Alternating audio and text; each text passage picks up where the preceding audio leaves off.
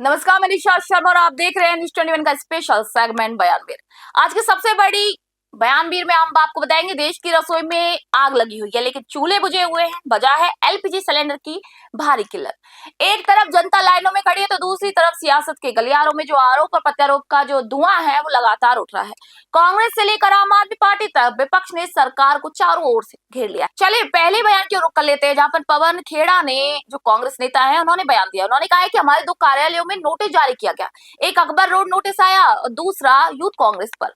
आज देश की जो प्राथमिकता है वो एलपीजी की कतारें खत्म करना है, ब्लैक में गैस ना खरीदना पड़े ये सुनिश्चित करना है। लेकिन जो सरकार की प्राथमिकता है वो बन गई है विपक्ष का मुंह बंद करना। लेकिन आप विपक्ष को चुप यहाँ पर नहीं करा सकते। चलिए पवन खेड़ा का ये बयान सुनते हैं। हमारे 2 कार्यालय, एक तो 24 अकबर रोड और एक हमारा यूथ कांग्रेस का ऑफिस, उसको नोटिस आया है। पूरा देश, उसकी प्राथमिकता क्या है? आज देश की प्राथमिकता है कि एलपीजी की कतारों में न लगना पड़े, ब्लैक में न खरीदना पड़े, पेट्रोल और डीजल की किल्लत न महसूस करनी पड़े, महंगाई न हो, हमारे किसान, गरम मसाले के किसान, केले के किसान, अंगूर के किसान, हल्दी के किसान, बासमती चावल की जो हालत, सब कुछ अटका हुआ है अभी, प्याज की जो हालत है, ये सब देखते हुए देश की प्राथमिकता तो ये है। और देश की प्राथमिकता को देखते हुए विपक्ष की भी प्राथमिकता यही है कि इन तमाम मुद्दों को सरकार के कानों में ले जाएं, आवाज बुलंद करके उठाएं ये मुद्दे, ताकि सरकार सजग हो। यही किसी भी लोकतंत्र में विपक्ष की भूमिका होती है। लेकिन सरकार की प्राथमिकता और सरकार की भूमिका आज आपके सामने है।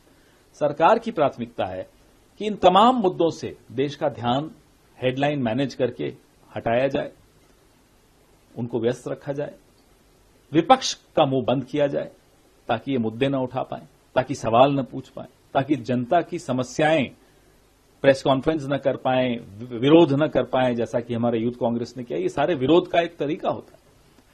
आप कितनी ही कोशिश कर लीजिए, कांग्रेस का मुंह तो बंद नहीं करा पाएंगे। ये 1969 से हमारा ऑफिस है, अनेक प्रधानमंत्री इस ऑफिस से निकले, इतिहास है, यह धरोहर है हमारी, करने दीजिए। हम जब सत्ता में थे, 75 में से 54 साल हम सत्ता में थे, हमारा दौर था और आगे भी आएगा। उस दौर में भी हमने अपने विपक्षी दलों के साथ इस तरह का रवैया नहीं किया। उसी दौर में भारतीय जनता पार्टी को ये जमीन अलॉट हुई जिसपे आज उनका 7 सितारा कार्यालय है। अब उन्होंने उसके सामने, उसके अगल बगल में कई चीजें ले ली हैं, वो अलग बात है। एक विस्तार नाम का ऑफिस भी चल रहा है उनके सामने, और इस 7 सितारा ऑफिस के बेसमेंट में क्या क्या होता है वो भी हम किसी दिन खुलासा करेंगे। खैर वो अलग बात है। हर जिले में इस देश के आरएसएस के, बीजेपी के कार्यालय बन रहे हैं। 7 सितारा, कहीं 5 सितारा, कहीं 4 सितारा, कहीं 3 सितारा, इस तरह के इनके कार्यालय बन रहे हैं। पैसा कहां से आ रहा है ये भी हम पूछते हैं। तो कांग्रेस नेता पवन खेड़ा का ये बयान ये साफ तौर से दिखा रहा है कि लड़ाई अब सड़कों से निकलकर सरकारी नोटिसों तक पहुंच गई है। खेड़ा का सीधा आरोप है कि जब जनता महंगाई और सिलेंडर की कमी से त्रस्त है तब सरकार जांच एजेंसी और नोटिस के जरिए विपक्ष का ध्यान भटकाने की कोशिश कर रही है। कांग्रेस इसे लोकतंत्र की आवाज दबाने की कोशिश करार दे रही है। लेकिन सवाल यही है कि क्या नोटिस की राजनीति के बीच आम आदमी को सस्ता और वक्त पर सिलेंडर मिल पाएगा। चलिए अब दूसरे बयान के रुख करेंगे, जहां पर आतिशी, जो आप नेता है, उन्होंने पीएम मोदी को लेकर के बयान दिया। उन्होंने कहा कि पीएम मोदी ने सरेंडर कर दिया है, उनकी आवाज बंद हो गई है और नुकसान दिल्ली वाले झेल रहे हैं। कहां गई वो 56 इंच की छाती? बीजेपी ने वादा किया था कि होली दिवाली पर फ्री सिलेंडर देंगे। अब समझ आया कि इनकी योजना क्या थी। सिलेंडर ही गायब कर दो ताकि ना रहेगा बांस, ना बजेगी बांसुरी। इन्हें सरकार चलानी नहीं आती। आइए पहले आपको आतिशी का ये बयान सुनवा देते हैं। नरेंद्र मोदी जी जो कहते थे कि उनकी 56 इंच की छाती है, उन्होंने ट्रंप के सामने, अमेरिका के सामने सरेंडर कर दिया है। उनकी आवाज निकलनी बंद हो गई है और उसका खामियाजा भुगत रहे हैं दिल्ली वाले और देश वाले। आज पूरे देश में एक गैस सिलेंडर के लिए लंबी लंबी लाइनें लग रही हैं। आज पूरा देश ये जानना चाह रहा है कहां गई 56 इंच की छाती वाले नरेंद्र मोदी जी। आज क्यों आम लोग परेशान हो रहे हैं? यही दिल्ली विधानसभा है जहां पे बीजेपी ने वादा किया था कि होली और दिवाली पे फ्री सिलेंडर देंगे। कई बारी इसकी घोषणा भी कर दी, अब इनकी तरकीब समझ में आई फ्री सिलेंडर की। सिलेंडर को गायब ही कर दो कि सब कुछ ही फ्री हो जाए, कि कुछ पैसे देने ही नहीं पड़े, सिलेंडर मिलेगा ही नहीं तो सब कुछ ही फ्री हो गया। बीजेपी वालों को सरकार चलानी नहीं आती है, चाहे नेशनल गवर्नमेंट हो जहां पे मोदी जी बिल्कुल फेल है, वो अमेरिका के आगे नतमस्तक हो गए हैं, चाहे दिल्ली में हो जहां पर रेखा गुप्ता जी 1 लाख करोड़ के बजट से एक सीढ़ी नहीं दे पाई फायर डिपार्टमेंट को, और आज दिल्ली वाले बीजेपी से परेशान हैं क्योंकि एक आम परिवार को क्या चाहिए? एक आम परिवार को बिजली चाहिए होती है जहां पावर कट हो रहे हैं, पानी चाहिए होता है जो गंदा आ रहा है, सड़कें चाहिए होती हैं जो टूटी हुई हैं, सेफ्टी चाहिए होती है जो पुलिस दे नहीं पा रही है, दवाई चाहिए होती है जो अस्पताल में मिल नहीं रही होती है, और खाना बनाने के लिए गैस सिलेंडर चाहिए जिसके लिए दिनों दिन लाइन में खड़ा होना पड़ रहा है। तो बीजेपी की सरकार बिल्कुल फेल है और इस फेलियर की वजह से ही वो हमारे विधायकों को विधानसभा में अंदर नहीं घुसने देना चाहती कि आम आदमी पार्टी के विधायक अंदर जाएंगे, आवाज उठाएंगे तो बीजेपी की पोल खुलेगी, लेकिन बीजेपी की पोल हम दिल्ली के सड़कों पे खोलते रहेंगे। तो यहाँ पर आम आदमी पार्टी की जो फायर ब्रांड नेता है आतिशी, वो इस मुद्दे को सीधे प्रधानमंत्री और बीजेपी के चुनावी वादों से जोड़ रही हैं। फ्री सिलेंडर के वादे पर तंज कसते हुए उन्होंने इसे बीजेपी की प्रशासनिक विफलता बताया है। दिल्ली की सड़कों पर उतरकर आप ये संदेश देना चाह रही है कि केंद्र की नीतियां आम आदमी की रसोई तक पहुंचने में नाकाम रही है। सरेंडर जैसे शब्दों का इस्तेमाल ही बता रहा है कि विपक्ष अब इस मुद्दे पर आर पार के मूड में है। चलिए अब आखिरी और तीसरे बयान की ओर रुख करेंगे, जहां पर गोविंद सिंह डोटासरा जो राजस्थान कांग्रेस नेता है, उन्होंने मुख्यमंत्री को लेकर के बयान दिया। उन्होंने कहा कि मुख्यमंत्री और मंत्रियों के घरों में गैस की कमी नहीं है, लेकिन आम जनता जो है वो दर दर भटक रही है। डबल इंजन की सरकार पूरी तरीके से संवेदनहीन है और हम लोग चुप नहीं बैठेंगे। 27 मार्च को जयपुर के शहीद स्मारक पर एक बड़ा जन आंदोलन होगा ताकि जो सरकार है उसकी नींद टूट सके। आइए गोविंद सिंह डोटासरा का ये बयान सुन लेते हैं। मुख्यमंत्री जी के तो आएगी नहीं, 10-20 सिलेंडर मंगा लिए होंगे पहले से ही, मंत्रियों के भी नहीं आएगी, आप और हम और जनता पीसेगी, और जो प्रभावशाली लोग हैं वो भी नहीं पीसेंगे, उनको भी मिल मिला जाएंगे।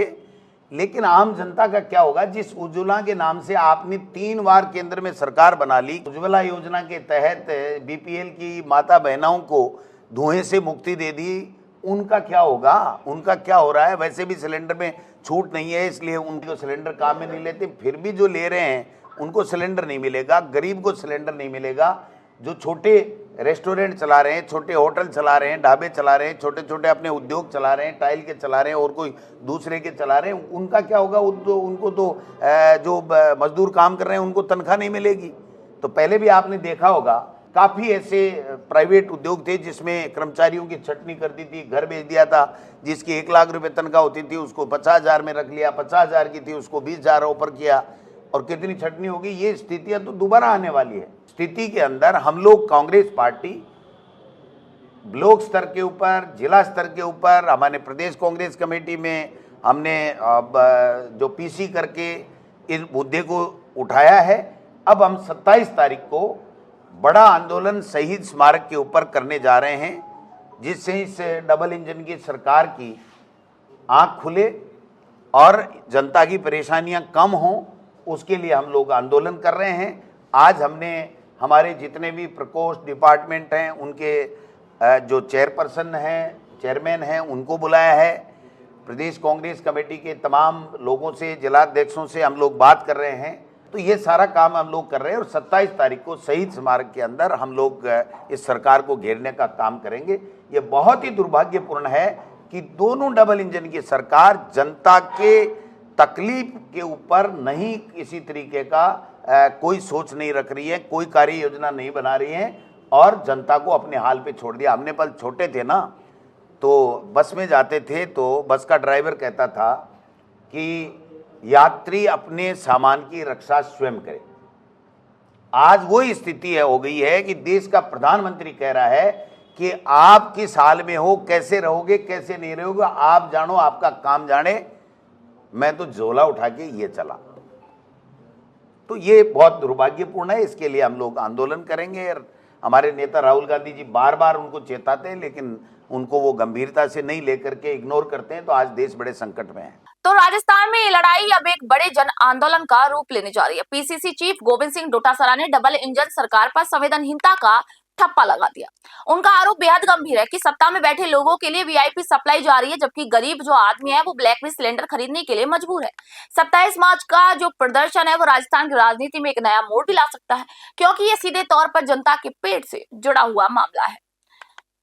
तो आपने देखा कि किस तरीके से दिल्ली से लेकर राजस्थान तक विपक्ष ने सिलेंडर की किल्लत को सरकार के खिलाफ एक सबसे बड़ा हथियार बना दिया है।